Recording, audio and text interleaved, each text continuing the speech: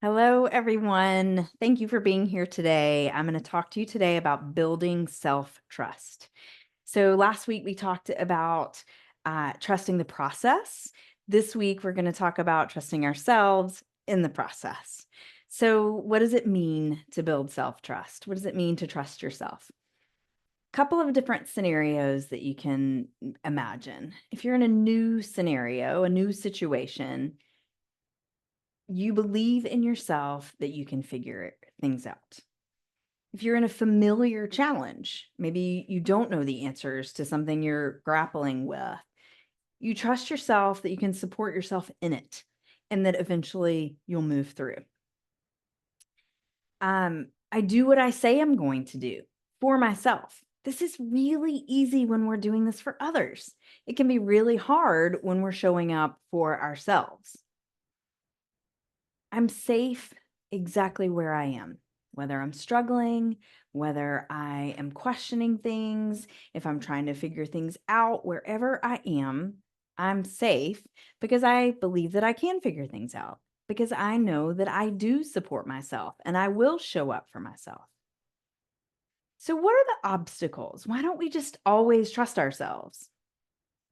There are a couple of big ones that get in the way. Um, Firstly, we're social creatures, and that's amazing in so many ways. We have these incredible communities, we have support, we have these networks, we work in teams, we help each other. It's amazing. But also, it can be tough because in these communities, we want to belong, we want to fit in, and sometimes we don't. Sometimes we're different from the crowd, and so that can be challenging. So there are a couple of ways that that plays out. You can get judgment from the outside. So the first obstacle is people saying, you should be doing this. This is the way you have to do it. You shouldn't be doing that. And you believe them. You trust them more than you trust yourself when you're like, but that doesn't really feel right for me. That doesn't really feel true. That doesn't feel like the big picture, the full picture.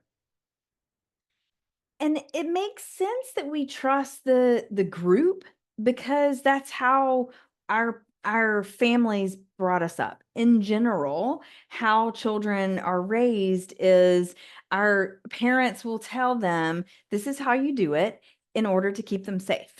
This is how it works within our system in order for us to flow in our system. And so some families evolve to for all children want to question things, but some families support that questioning and they encourage them figuring it out on their own. Some don't, and some don't consciously choose either way. So I'm the third child of three. Things were sort of established. I was just sort of going with the flow. I never wanted to get in trouble. I never wanted to rock the boat. So I just did exactly, give me the list, I'll do the list. I did it as directed. I wasn't questioning things. But when I went to college and I was on my own and I was figuring out my own group, my own community, I questioned everything. When that went back to my family, I got a lot of pushback there. So it can be hard when you get that pushback. It can be hard when you get that judgment. You're like, wait a minute, but I don't really believe it that way. So that judgment is an obstacle to trusting yourself. You don't know who to believe. Eventually, self-judgment is a part of that as well. So we internalize that judgment and we become the parent to ourselves. Our survival brain is the parent that says, I'm going to try to keep you safe. I don't want you to go outside the social norms. So we judge ourselves and we believe the judgments. We believe when we're telling ourselves, oh, that's not safe, that's not right, that's not the way. And so our internal judgment keeps us from moving forward, from believing in ourselves. And another obstacle is believing that there's only one right way, that all the others are wrong. And the problem with doing that is you're always asking someone else for the answer. What is the right way? And you're looking outside of you to find that answer. That's not always a great thing because there may not be an amazing someone there leading you. So you can go down a path that isn't true to you, but also isn't true to the larger social norms because you're looking outside yourself for these answers. And the last obstacle I want to talk about is just not knowing yourself. How do you trust what you don't know? I don't know. It's very easy for us to kind of lose sight of ourselves. We're in these roles, we're children, we're students, maybe as we are older, we're a spouse or we're an employer or an employee, right? There are all these roles that maybe we fill. And it's easy to kind of lose ourselves as we're fulfilling these roles because the list is there. The list to follow is there as a child, as a daughter, as a son, as a sister, a brother, a spouse. We're following those leads. It's easy to go with the flow, stay with the crowd, conform to whatever the others are saying. So it's easy to sort of lose. When I'm providing for my family, maybe sometimes I kind of forget what I need as an individual because I'm trying to feed the crew. I'm trying to make everyone happy. And that happens, I think, with a lot of us is we sort of just lose sight. I mean, we know our names, we know our birthday and social security number, but we don't know what really truly makes us happy. We don't know where our strengths are. So, how do you know whether you're trusting yourself or not? There are a couple of ways that you can see, yes, this is happening, or no, not so much. I'm not doing these things. One thing is you make decisions, even when you have fear, even when you have uncertainty, even when you have doubt. I see option A, I see option B, I connect more to one or the other, and so I go that way. I can make a choice, even if it's not perfect. Um, and I trust that it's okay. Whatever choice I make is going to be okay. So again, going back to that not right or wrong, sometimes we don't make decisions because we think it's either going to be right or it's going to be wrong. We're like, oh, I don't want to be wrong, so I don't risk being right. Um, so making decisions is a form of trusting yourself. After you make a decision, you take action. So you're able to live into that decision and start testing it out. How did I do? Is it a right one? Is it a wrong one? It's always going to be right because it's always going to teach you something. So once you start making decisions, once you start taking action, then you have information coming in. You have data that you can say, what's my next decision going to be? What's the next action I'm going to take? Another part of trusting yourself is expecting and allowing mistakes. I know I'm going to make a mistake. I'm going to expect it. When I do, here's how I'm going to react. When I do, these are the things that how I'm going to take care of myself, how I'm going to acknowledge myself, how I'm going to make the decisions to move forward. So the last way that I want to point out, and certainly this list is not complete, but noticing internal criticism and shutting it down. Internal criticism is never valuable. You're doing it wrong. You messed that up. You made a mistake. You aren't worthy of this. You'll never get it right. This is never valuable. Evaluation is valuable. That went well. I feel this way. That didn't go well. I feel this way. I'm going to do this differently. I'm going to consider what I need to learn. Evaluation is very valuable. Judgment, not so much. So next week, I'm going to talk to you about how to evaluate, how to turn that judgment, that criticism into something that you can actually use, into something that is actually valuable. So when you're trusting yourself, you're making decisions, you're taking action, you are expecting and allowing mistakes, and you're speaking to yourself respectfully. And when you notice you're not, because that will also happen, remember, you're going to expect and allow mistakes. You're just going to shut that down and say, nope, I hear you. You're trying to keep me safe. This criticism is trying to keep me safe, but I'm going to evaluate and see how I can do things differently. So what are some of the practical ways that we can trust ourselves? What are some of the actions that we can take, some of the things that we can practice? Number one is getting to know yourself. This is going to sound silly and small and insignificant, and that's okay. Don't knock it till you try it. So what you're going to do is practice stating your preferences and why. So start to notice all the little things in your life that are you. So for instance, you're making a salad for lunch. I like arugula better than I like spinach. It has a little kick to it and it doesn't have that squeaky texture on my teeth. You're making coffee in the morning. I like having my coffee on the couch better than I like sitting at the table. It's more relaxing. It's more comfortable. I like kind of nestling in. I like walking the dog with a harness versus a collar. She doesn't pull as much with the harness. It's more relaxing for both of us. These seem like silly things, right? I know that they do, and I'm fine with that.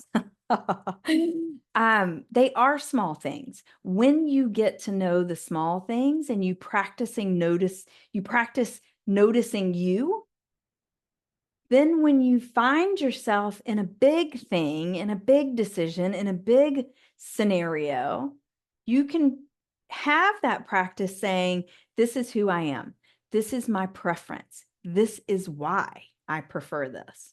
When you get to know yourself in little ways, you get to practice knowing yourself in bigger ways.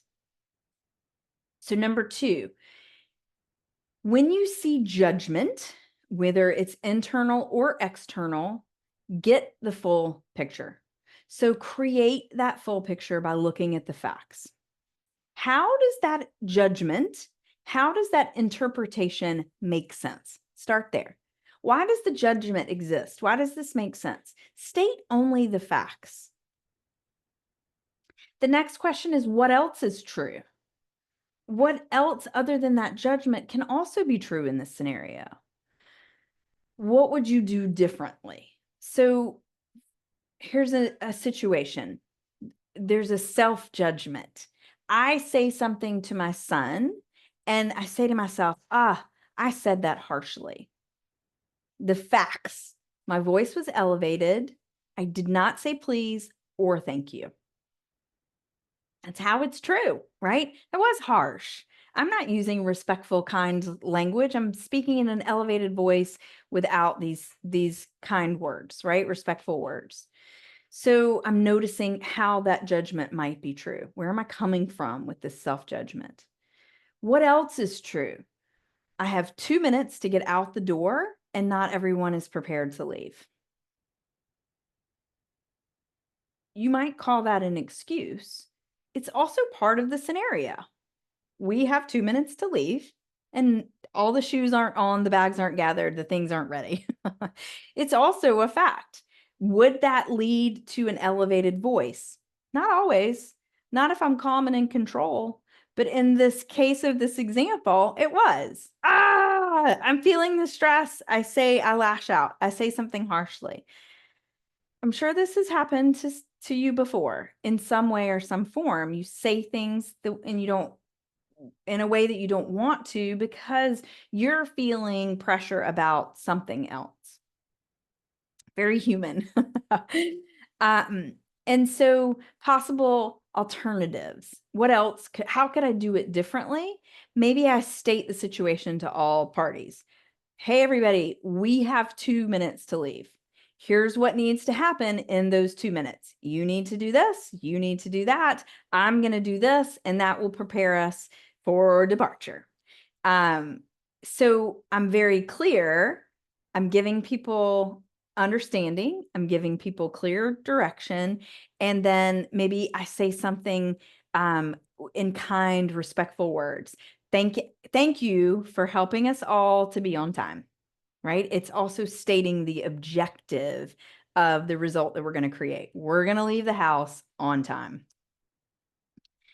So I know that's a little example. I'm sure this happens. I mean, it happens to me on a daily basis where I'm like caught in the moment and my moments aren't going the way I want them to. And so if you can stop, notice the full picture, see the facts, why is the judgment true or has some sort of validity?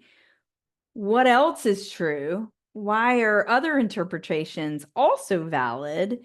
And what do you want to do differently? So taking the opportunity to notice that full picture, that creates self-trust because you're not just lost in the moment of the beatdown. I was so harsh. I'm a terrible mom. I'm a terrible person. I'm so stressed out. You're not just noticing that, you're also noticing yourself as a human in a situation that didn't go well. You're expecting mistakes, you're allowing them. You build self-trust. Another way of building self-trust is practicing doing what you say you're going to do. Well, this is a heavy one because if you're like me, you've done a lot of saying you're going to do a lot of things and you don't have the results of what you say you were going to do, right? You don't always show up for them. So start small and practice just one thing for a week. Make it something that you connect to positively, not like I'm gonna avoid this or I'm not gonna do that. Make it a positive something. Start practicing something you want in your life, something that's good for you, not that's gonna feel like deprivation or hardness. Make it something that's less than 2 minutes in time. Like I'm going to start an exercise program that's going to give me a lot of energy. I'm going to start with a 2-minute stretch every day. Make it small, make it within 2 minutes. Set an appointment for it, just like you would a dentist appointment. Show up for yourself the way you show up for other people. When I make a dentist appointment, it's 6 months in advance, right? So I have to put that on my calendar so that I don't forget. When I put it on my calendar, because it's so far in advance, maybe I set a day before reminder as well. And the dentist is also setting a reminder, right? Everybody's taking care of everybody being in the right place at the right time. So give yourself that too. Don't expect to remember something new ever. We don't. Our brains are designed to be efficient. That means you don't have to go through every detail of how to do everything that you know how to do. So when you're starting something new, set yourself up with a bunch of bumpers and reminders and making it simple. So the last thing to practice is speaking kindly to yourself. It's going to happen that you're not going to speak kindly to yourself. It happens. It happens. So when you notice it, shut it down. A lot of times we don't set goals or we don't show up for our goals because we're afraid of the way we're going to react when we don't. We're scared of our own wrath. So we don't do things. So we don't show up. So we procrastinate. So we avoid because we're so mean to ourselves inside that we just don't try as hard, especially not as hard as we do for other people. So commit to speaking kindly to yourself. Notice when you're not and stop it in the middle of it. If you had a child that was speaking disrespectfully, my guess is you would stop the behavior and say, "Whoa, I don't like the way you're speaking to me. It doesn't feel good. How else can we do that?" And so treat yourself just like that with that easy kindness of, "Whoa, that's not okay. Let's see how we can do it differently." And give that a practice. So the practical steps you're going to take are getting to know yourself. Notice your little bitty preferences and why you prefer them.